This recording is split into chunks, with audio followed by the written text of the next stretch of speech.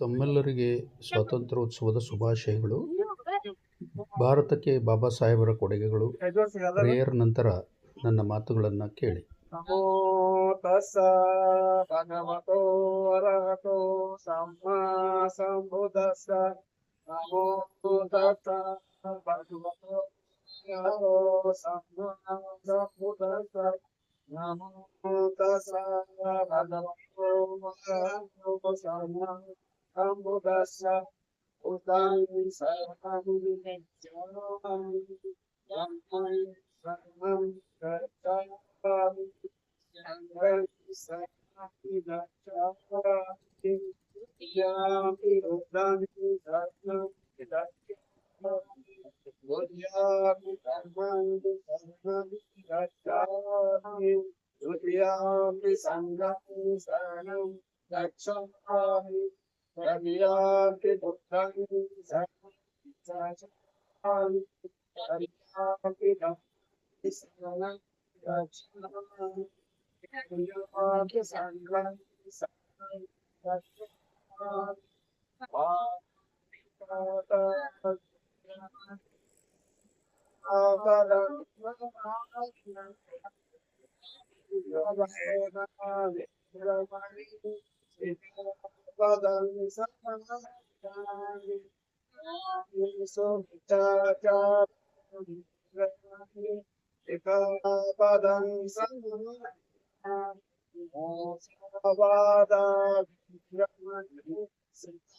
पदं समादामि पदं पदं समाधि सिखापदं समाधि.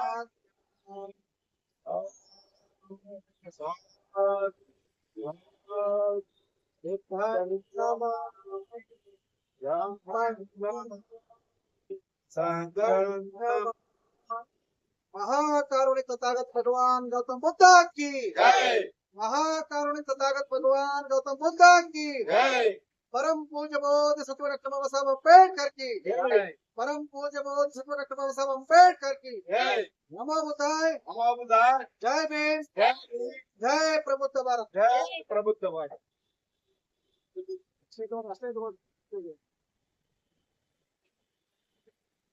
ಬಂಧುಗಳೇ, ಇವತ್ತು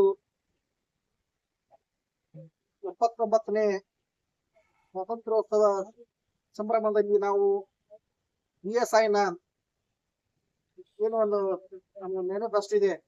3 ತಿಂಗಳ ವರ್ಷವಾಸದ ನಿಮಿತ್ತವಾಗಿ ಇಂದು ಬಾಬಾ ಸಾಹೇಬ್ ಅಂಬೇಡ್ಕರ್ ಅವರ ಪ್ರತಿಮೆಗೆ ಮಾಲಾರ್ಪಣೆ ಸಲ್ಲಿಸಿ ಹಾಗೆ ಧ್ವಜಾರೋಹಣವನ್ನ ನಾವು ಗಿಲಾಳಿಗಳ ಜೊತೆ ಸೇರಿಕೊಂಡು ಧ್ವಜಾರೋಹಣವನ್ನು ಮಾಡಿದ್ವಿ. ಹಾಗೆ ಇವತ್ತು ವಿಷಯ ಇದೆ ಬಾಬಾ ಸಾಹೇಬರ ಕುರಿತು.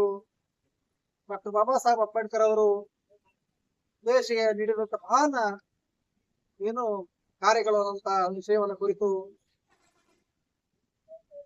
ಆಯುಷ್ಮಾನ್ ಬಸವರಾಜ್ ಹೋಳ್ಕರ್ ಸರ್ ಅವರು ಇವನ್ನೆಲ್ಲ ಉದ್ದೇಶಿಸಿ ನಮ್ಮ ವಿಷಯವನ್ನ ಇಲ್ಲಿ ಮಂಡನೆ ಮಾಡಿದ್ದಾರೆ. ಬಹುತೇಕ ನಾವು ಅಂಕಿ ಸಂಖ್ಯೆ ಕಡಿಮೆ ಇದ್ರೂ ಕೂಡ ಮಾಡುವಂತದ್ದು ಏನಿದೆಯಲ್ಲ ಅದು ಬಾಬಾ ಸಾಹೇಬ್ ಕಮಿಟ್ಮೆಂಟ್ ಏನಿದೆಯಲ್ಲ ಅದು BSI ಮತ್ತು ಸಮತಾ ಸೈನಿಕ ದಳ ಈ ದೇಶದಲ್ಲಿ ಇದು ಮಾಡುವಂತದ್ದು. ಇವತ್ತು ಆ ಕಮಿಟ್ಮೆಂಟ್ ಏನಿದೆ BSI ಮತ್ತು ಸಮತಾ ಸೈನಿಕ ದಳದ್ದು ಸಂಖ್ಯೆ ಮುಖ್ಯ ಆಗಂಗಿಲ್ಲ. ನಾವು ಎಷ್ಟು ಸೇರಿ ಎಲ್ಲರೂ 100 ಜನರಿಗೆ ಸಮಾನ ಅಂತ ಹೇಳಿ ನಾನು ಇಲ್ಲಿ ಹೇಳಿಕ್ಕೆ ಬಯಸ್ತೇನೆ ಬಂಧುಗಳೇ.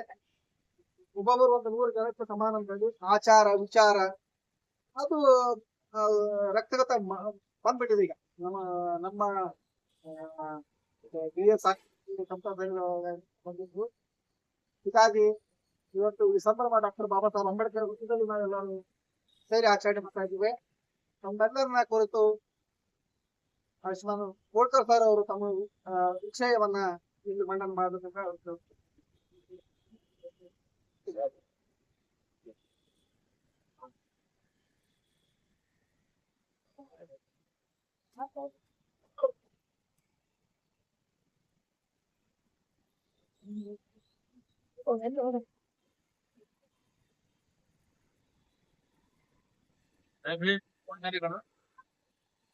ಎಲ್ಲರಿಗೂ ಭಾರತದ ಸ್ವಾತಂತ್ರ್ಯೋತ್ಸವದ ಶುಭಾಶಯಗಳು.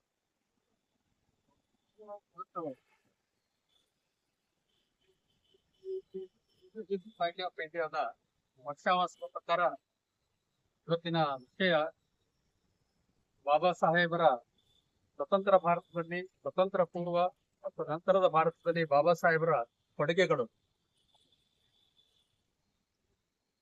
ಈ ಬಾಬಾ ಸಾಹೇಬರ ಒಂದು ಈ ಭಾರತಕ್ಕೆ ಅತ್ಯಂತ ಮಹತ್ವದ ಅಂದ್ರೆ ಎಲ್ಲಾ ರಂಗಗಳಲ್ಲಿ ಭಾರತದ ದೇಶದ ಸ್ವತಂತ್ರಕ್ಕಾಗಿ ಸಾಮಾಜಿಕ, ರಾಜಕೀಯ, ಆರ್ಥಿಕ ಮತ್ತು ಧಾರ್ಮಿಕವಾಗಿ ಎಲ್ಲಾ ರಂಗಗಳಲ್ಲಿ ಅತ್ಯಂತ ಮೇಲ್ದರ್ಜೆಯ ಮೇಲ್ಶ್ರೇಣಿಯ ಒಂದು ಕೊಡುಗೆಗಳನ್ನ ಕೊಟ್ಟಿದ್ದಾರೆ.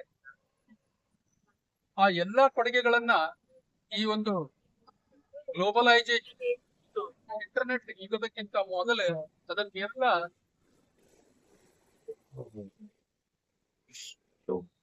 ಈ ಜಾತಿವಾದಿ ಮನಸ್ಸುಗಳು ಆ ಎಲ್ಲಾ ಕೊಡುಗೆಗಳನ್ನ, ಆ ಎಲ್ಲಾ ಒಂದು ಅವರ ಒಂದು ಮಹತ್ವದ ಒಂದು ಸಾಧನೆಗಳನ್ನ ಮುಚ್ಚಿಡಲ್ಪಟ್ಟಿತ್ತು.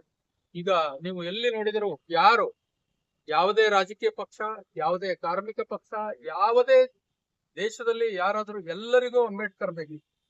ಈಗ ಬಾಬಾ ಸಾಹೇಬರು ಇಲ್ಲಿಯವರೆಗೆ ಸೀಮಿತವಾಗಿದ್ದಂತ ಒಂದು ಬಾಬಾ ಸಾಹೇಬರು ಎಲ್ಲರೂ ಅಂಬೇಡ್ಕರ್ ಆಗ್ತಾ ಇದ್ದಾರೆ.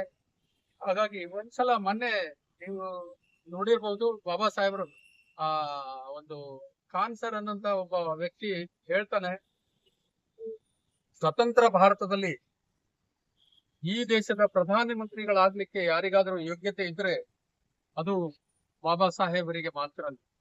ಆದ್ರೆ ಕೆಲವರು ಜಾತಿವಾದಿ ಅಥವಾ ಒಂದು ಜಾತಿಗ್ರಸ್ತ ಮನಸ್ಸುಗಳಿಂದಾಗಿ ಬಾಬಾ ಸಾಹೇಬ್ ಆ ಹುದ್ದೆ ಏನಾದ್ರು ಬಾಬಾ ಸಾಹೇಬ್ರು ಏನಾದ್ರು ಫಸ್ಟ್ ಪ್ರೈಮ್ ಮಿನಿಸ್ಟರ್ ಆಗಿದ್ರೆ ಈ ದೇಶ ಜಗತ್ತಿನಲ್ಲಿ ಅತ್ಯಂತ ಸೂಪರ್ ಪವರ್ ಆಗ್ತಿತ್ತು.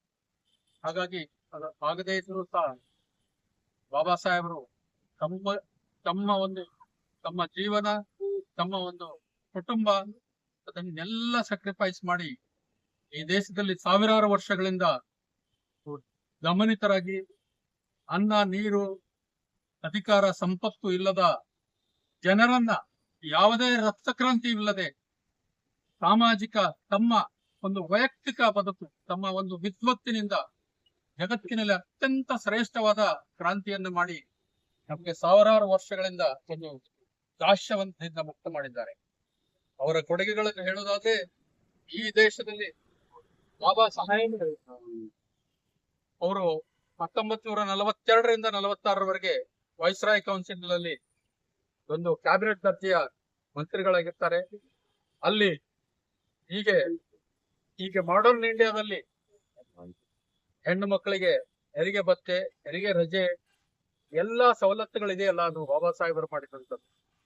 ಈಗಿರ್ತಕ್ಕಂಥ ಎಂಪ್ಲಾಯ್ಮೆಂಟ್ ಎಕ್ಸ್ಚೇಂಜ್, ಈಗಿರ್ತಕ್ಕಂಥ ರಿಸರ್ವ್ ಬ್ಯಾಂಕ್ ಆಫ್ ಇಂಡಿಯಾ, ಈಗಿರ್ತಕ್ಕಂಥ ಇನ್ಶೂರೆನ್ಸ್, ಈಗಿರ್ತಕ್ಕಂಥ ಪವರ್ ಗ್ರಿಡ್, ಈಗಿರ್ತಕ್ಕಂಥ ನೀರಾವರಿಗಳು, ನೀವು ಬಾಕ್ರಾನಂಗಲ್, ಹೀರಾಕೂಡ್ ಡ್ಯಾಮ್ಗಳು ಸಹ ಬಾಬಾ ಸಾಹೇಬರ ಕನಸಿನ ವ್ಯವಸ್ಥೆ. ನೀವು ಯಾವುದೇ ಈ ದೇಶದಲ್ಲಿ ಯಾವುದೇ ವಿಷಯ, ಯಾವುದೇ ಒಂದು ರಂಗವನ್ನ ತೆಗೆದುಕೊಂಡಾಗ ಬಾಬಾ ಸಾಹೇಬರ ಒಂದು ಅತ್ಯಂತ ಅಮೂಲ್ಯವಾದ ಕೊಡುಗೆಗಳನ್ನ ಕೊಟ್ಟಾಗೂ ಸಹ ಅದನ್ನ ಮುಚ್ಚಿಡಲ್ಪಟ್ಟಿತ್ತು. ಈಗ ನಮ್ಮ ಜನ ಸಹ ಓದಿ ಅದನ್ನ ಪ್ರಚುರಪಡಿಸ್ತಾ ಇದ್ದಾರೆ. ಕೆಲವು 25-30 ವರ್ಷಗಳಿಂದ ನಾವೇ ಸಹ ಕೆಲವರು ಬಾಬಾ ಸಾಹೇಬರಂದ್ರೆ ಅದು ನಾವು ಕೀಳು ಜಾತಿಯನ್ನ ಒಂದು ಇದರಿಂದ ಮುಚ್ಚಿಡುತ್ತಿದ್ವಿ. ಈಗ ನೀವು ನೋಡ್ಬೋದು, ಇಲ್ಲಿ ಆಟೋ, ಮೋಟಾರ್ ಸೈಕಲ್ ಎಲ್ಲದರಲ್ಲಿಯೂ ಸಹ ಬಾಬಾ ಸಾಹೇಬರನ್ನ ರಾರಾಜಿಸ್ತಾ ಇದ್ದಾರೆ. ಹಾಗಾಗಿ ಬಾಬಾ ಸಾಹೇಬರು ಅದು ಮುಚ್ಚಿಡ್ಲಿಕ್ಕೆ ಈ ಸೂರ್ಯನನ್ನು ಮುಚ್ಚದಂತೆ, ಸೂರ್ಯನನ್ನು ಯಾವುದರಿಂದ ಮುಚ್ಚಿಡ್ಲಿಕ್ಕೆ ಸಾಧ್ಯ ಆಗ್ತದೆ. ಹಾಗಾಗಿ ಬಾಬಾ ಸಾಹೇಬರು ಅತ್ಯಂತ ಒಂದು ಪರಿಶ್ರಮದಿಂದ ಈ ದೇಶಕ್ಕೆ ಕೊಡುಗೆಗಳನ್ನು ಕೊಟ್ಟಿದ್ದಾರೆ. ಆದರೆ ಒಂದೊಂದು ಸಲ ನಮ್ಗೆ ಸಿದ್ಧಲಿಂಗಯ್ಯನವರು ಹೇಳಿದಂತ ಮಾತುಗಳು ನೆನಪಾಗ್ತದೆ. ಯಾರಿಗೆ ಬಂತು, ಎಲ್ಲಿಗೆ ಬಂತು 47ರ ಸ್ವಾತಂತ್ರ್ಯ? ಎಲ್ಲಾ ಅಭಿವೃದ್ಧಿ ಸಾಧನೆ ಆದರೂ ಸಹ ಯಾಕೆ ಹೀಗೆ? ನೀವು ನೋಡ್ಬೋದು, ಒಬ್ಬ ಅಂಬಾನಿ 4 ಜನ ಇರಲಿಕ್ಕೆ 20-30 ಅಂತಸ್ತಿನ ಮನೆಗಳಿದೆ. ಅದೇ